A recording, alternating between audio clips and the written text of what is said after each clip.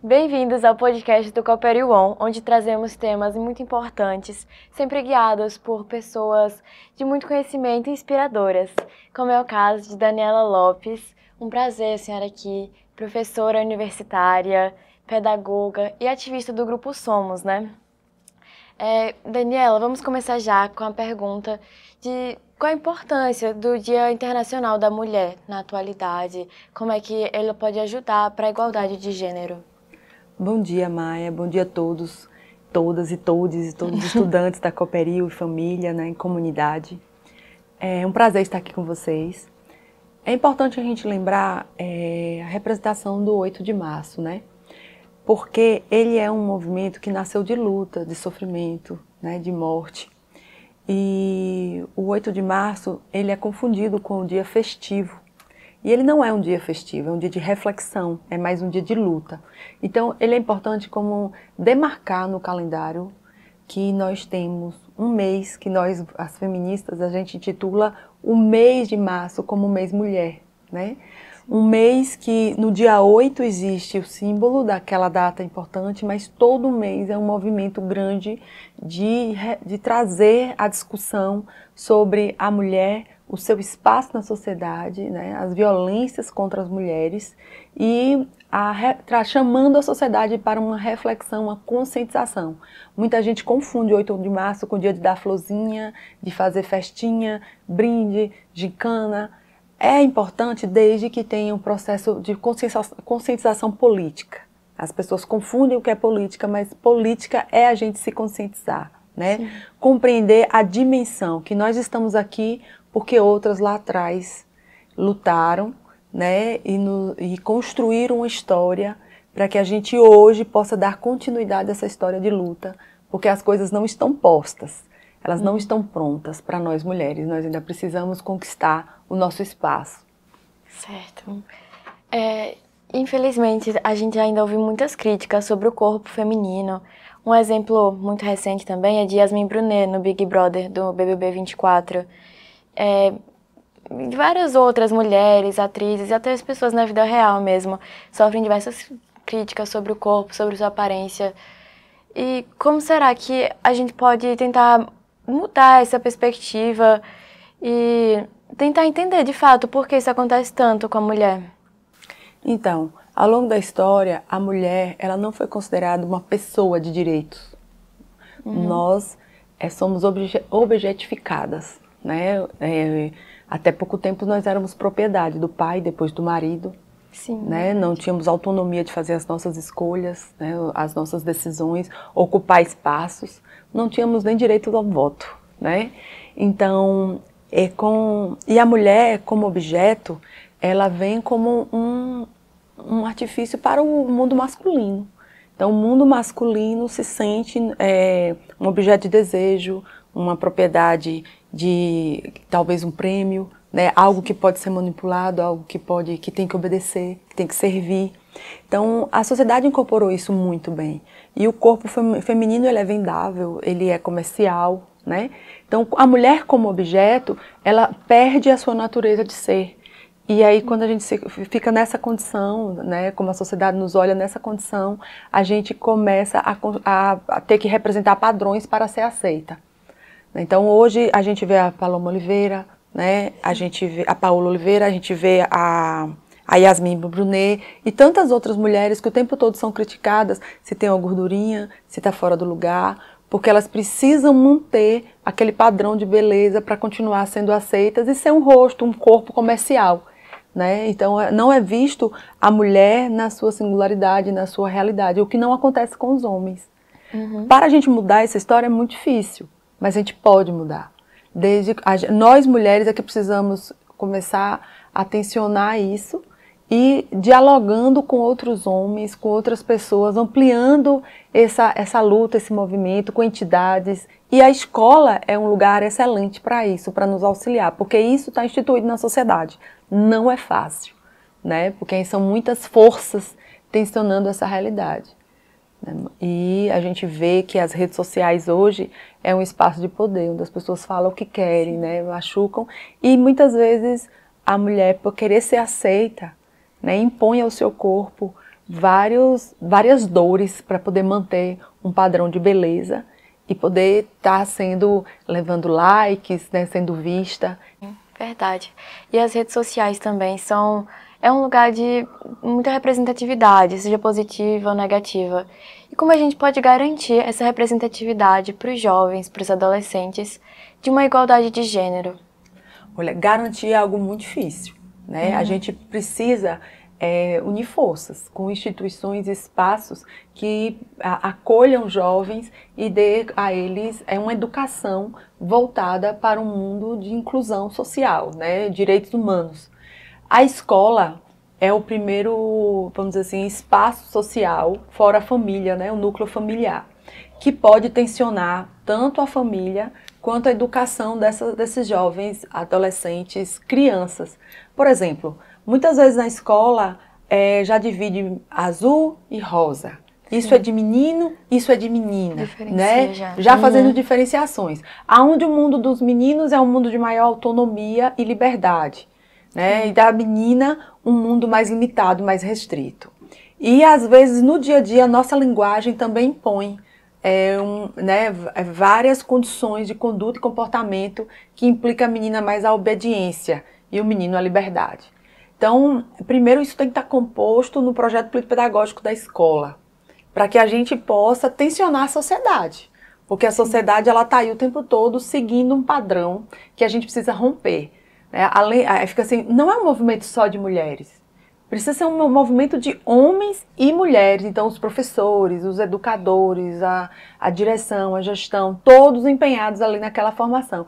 E também fazer a formação das famílias. Eu costumo dizer por onde eu passo que a família que não educar os seus filhos contra o machismo, e eu falo os meninos principalmente, eles vão ter várias penalidades que eles irão sofrer. Porque nós agora estamos em um processo de encontro com políticas que nos defendam e nós não vamos querer retroceder. Sim. E cada vez mais os homens, eles estarão sendo punidos pelas suas condutas e seus comportamentos contra as mulheres. Então é importante pensar nisso também, que um mundo em que os homens respeitem as mulheres vai ser melhor para as mulheres, mas também vai ser melhor para os homens, porque eles terão que responder pelos seus atos. Então cabe à escola mostrar qual é a realidade social, quais são as condutas e também garantir às meninas o mesmo espaço dos meninos dentro da escola. Sim. Os mesmos direitos, as mesmas possibilidades, as mesmas propostas pedagógicas. Sim, e as mulheres têm que estar preparadas, de fato, para ter esses embates, de enfrentar esses desafios com os homens, porque é difícil eles quererem sair dessa posição de poder, de superioridade ainda, né? Já que você falou desse assunto educacional, quais são as estratégias que a escola pode fazer de fato para garantir não, mas pelo menos que possa ajudar a diminuir todos esses impactos machistas da sociedade que a gente vive hoje? Pronto. Então, primeiro, assim, a escola ela se organiza por propostas pedagógicas, né? Sim. Então, primeiro, todo o corpo educacional da escola, de profissionais, seja da portaria até a direção, precisam ter e defender o mesmo pensamento, né? Porque a gente bloqueia condutas e comportamentos no olhar, na postura. Né? Toda a postura de todos os educadores precisa ser uma postura que não oprima e não faça diferença entre meninos e meninas. Né? As propostas pedagógicas, as atividades pedagógicas, não pode dizer assim, isso é para menino, isso é para menina, ou menina é mais forte, menina é mais fraca, ou essa atividade de matemática é para os homens, porque os homens são bons de matemática, tem esses tabus, né? E algumas profissionais de educação acreditam nisso. Então, todo projeto pedagógico tem que tratá-los de forma de igualdade. As lideranças, a gente sempre diz que tem que ser sempre com representação de meninos e meninas no mesmo espaço. Então vai ter um líder de sala, um menino, uma menina, né? Vai ter uma liderança numa atividade pedagógica tipo uma gincana, um campeonato, um menino e uma menina, porque juntos ali naquela troca de pensar a liderança compartilhada, tanto a menina vai se sentir uma representação de estar ali discutindo com meninos sobre as decisões da atividade que irão desenvolver, como também o menino já vai estar lidando com meninas em espaço de poder também decidindo, ouvindo e acatando decisões importantes para que a equipe ganhe, para que eles tenham sucesso em determinada ação. Então, é no dia a dia, não é necessário apenas no mês de março construir projetos dentro da escola para pensar o espaço da mulher. Esse é o momento mais ampliado entre escola, sociedade, espaços de trabalho, espaço total de toda a sociedade. Mas é no dia a dia que a gente constrói a reflexão, a postura e a consciência sobre o respeito e o direito à equidade entre gêneros. Sim, porque atualmente os homens ainda dominam várias posições de poder. Como será que a gente consegue fazer para empoderar as mulheres, ver que elas podem também chegar em uma posição de tanto sucesso, tanto financeiro, pessoal, e em diversos quesitos, conciliando as dificuldades também que a mulher vai enfrentar com todo esse poder, sabe? Com a ascensão social e política e ademais. É um assunto importante, porque assim, a gente precisa assumir esse lema, né? A gente tem tentado arrombar a porta para poder entrar e assumir esses espaços. Tramitando leis, como agora, né, o direito de igualdade salarial, o direito de estar assumindo cargos importantes. Mas a gente precisa olhar para a realidade e dizer assim, o que é que eu posso fazer? Por exemplo, nós sabemos que esse ano é um ano eleitoral. Na última eleição, em 2020, nós não elegemos nenhuma mulher para vereador na Câmara de Irecê. E nós somos a maioria, com 54% das eleitoras. 55% das eleitoras em Irecê. Então, é claro que não é fácil, porque tem toda uma estrutura de poder, de dinheiro, né? Mas a gente precisa começar a pensar quem nos representa, porque também muitas mulheres não representam as pautas de mulheres. Quando foi levado para os deputados em Brasília decidirem sobre o direito das mulheres ter salários iguais, muitas mulheres votaram contra, porque defendem pautas, né, que não são progressistas, apesar delas estarem ali como deputadas, né, e teve uma frente de mulheres que brigaram pelo direito de passar esse projeto de lei. Então a gente também precisa ver quem são as mulheres que estão lutando para a gente poder eleger mulheres. E nos espaços que nós estamos convivendo, tensionar essa discussão de que mulheres também podem assumir representações. Na educação, nós somos a maioria, né? Nas salas de aula, nas escolas, e a gente pode também, com essa conscientização de mulheres, muitas mulheres são criadas dentro de uma realidade de tanta opressão que elas não percebem que elas são capazes de mudar a realidade. Sim. Então esse diálogo do mês de março, e a gente lá no coletivo chama as lutas de março, né, para mostrar que é um movimento de luta, não é uma festa, né? A gente entende que a gente também precisa libertar essas mulheres, né, para que elas entendam que é a nossa força coletiva que vai nos ajudar. Mas não é um movimento isolado de mulheres, não. Nós temos muitos homens, né, que já tiveram educação diferenciada e também estão nessa luta. Então são de homens, é como a gente diz, homens e mulheres com consciência, dentro da família, dentro da escola, com os amigos, no dia a dia, né, buscando esses espaços. Não é dado, nada para a mulher é dado. A gente já nasce lutando pelos nossos direitos, nossos espaços, né? Mas quanto mais pessoas chegam nessas lutas, fortalecem essas lutas, quanto mais espaços dão exemplo. Por exemplo, em Irecê nós não temos, só temos uma mulher na secretaria, que é a Secretaria da Mulher. Não tem nenhuma outra mulher representando, né? No mundo empresarial, a gente já vê mulheres se despontando na nossa cidade, como no Brasil. Mas ainda não é suficiente e a gente não pode achar porque uma conseguiu, que maravilha, já conseguimos. A gente tem que continuar buscando, né, cada vez mais nosso espaço. Agora é uma pena que ainda tem muitas mulheres também que ainda não tem tanta essa consciência e tudo por conta da sociedade, de um esquema que vem assim desde berço, da família, das escolas que frequentam. Então é muito importante de fato ter essa conscientização desde sempre. E você, como ativista do Grupo Somos, você pode compartilhar com a gente alguns métodos, algumas campanhas que vocês estão fazendo para ter mais essa igualdade de gênero? Então, o nome do coletivo Somos é Coletivo Somos Mulheres na Política, certo? Ele nasceu justamente pela ausência da eleição de mulheres em 2020. E aí nós decidimos que seríamos a terceira via. Levaríamos para a Câmara de Vereadores nossas pautas e brigaríamos por nossas pautas. Nesses 4 anos, quase 4 anos do Coletivo Somos, a gente já fez várias atividades, várias ações. O ativismo é um processo educativo, né? Então, tanto nas nossas assembleias, nas nossas manifestações, nas lives que a gente promove, a gente tem sempre dialogado com o público, com as pessoas. O fato de existir dentro da sociedade já promove reflexão, porque as pessoas questionam, né, as atitudes, as ações. Então, a gente tensiona a realidade social. A gente tem lutado muito contra a violência. São muitos feminicídios no território, né, em todo o país.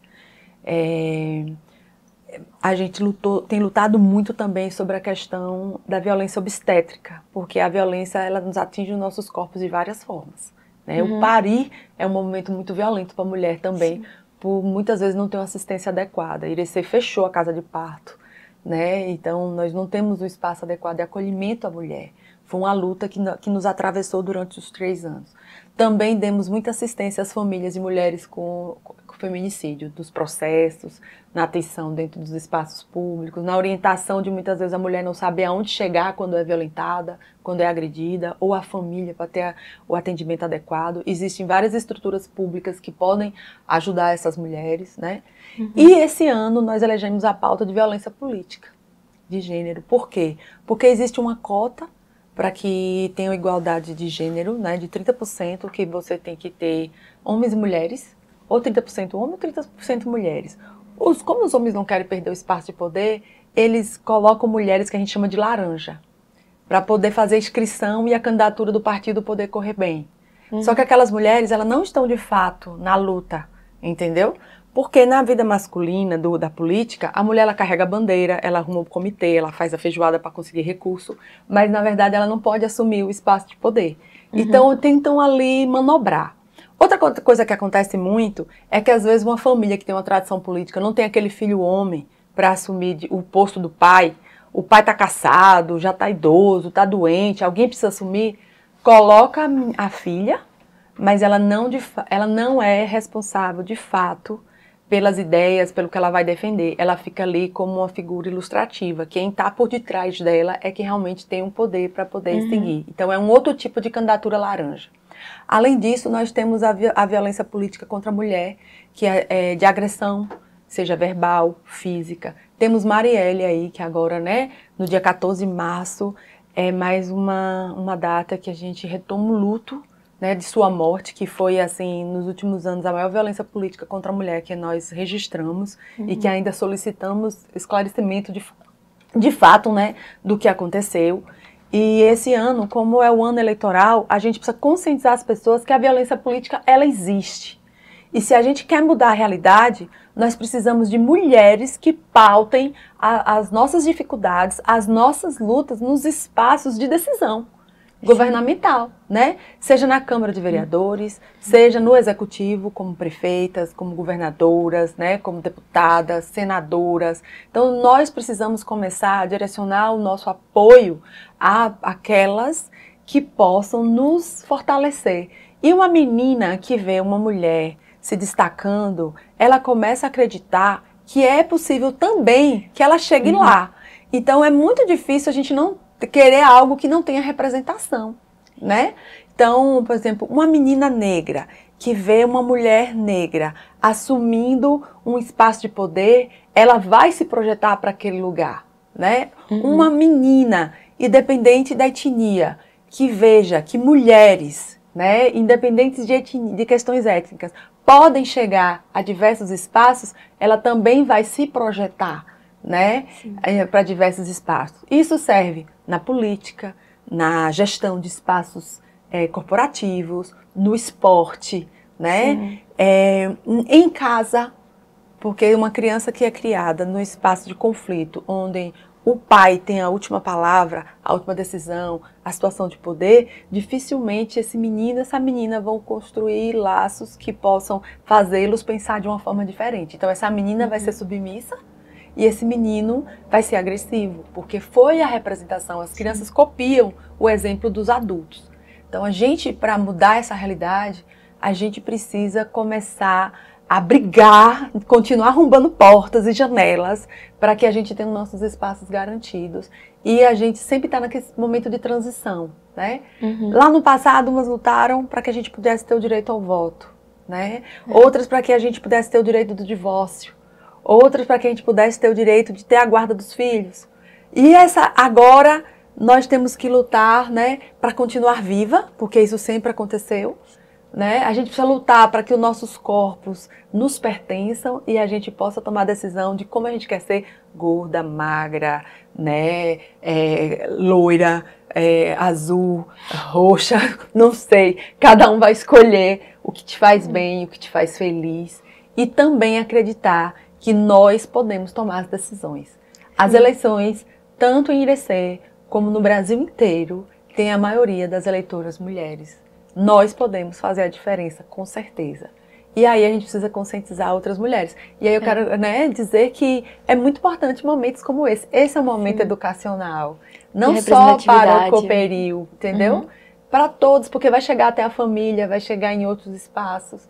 E são diálogos que a gente vai construindo e começando a criar, né, situações de reflexões em outras pessoas. Isso é muito bom.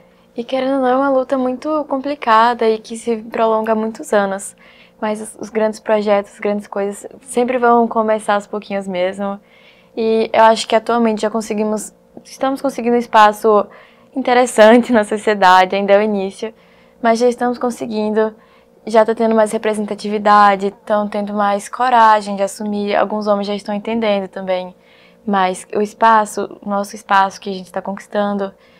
Então, é muito importante também, o Grupo Somos, porque como você falou, só de existir aqui na cidade, onde for, já causa um impacto, causa um questionamento.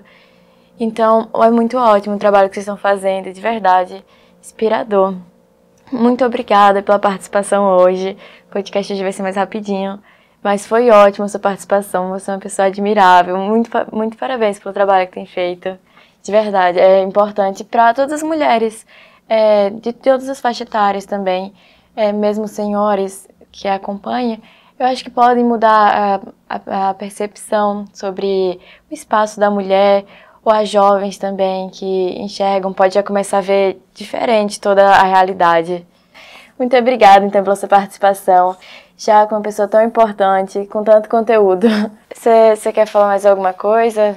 Primeiro eu quero agradecer pelo espaço, como eu falei, é muito importante esses diálogos, né, que eles sejam permanentes durante todo o ano, que a gente possa garantir que meninos e meninas possam refletir sobre essas questões.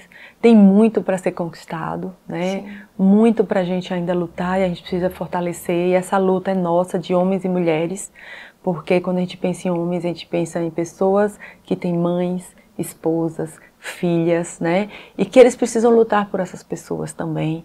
Então é importante essa conscientização, dizer que a gente acredita que a gente pode mudar, por isso que o ativismo existe. Alguém tem que lutar, né? E todas as nossas conquistas não são dadas, elas vêm de muita luta. Então é necessário que a gente faça esse enfrentamento, e é muito mais fácil quando esse enfrentamento é coletivo, quando muita gente se une em prol de uma causa tão importante.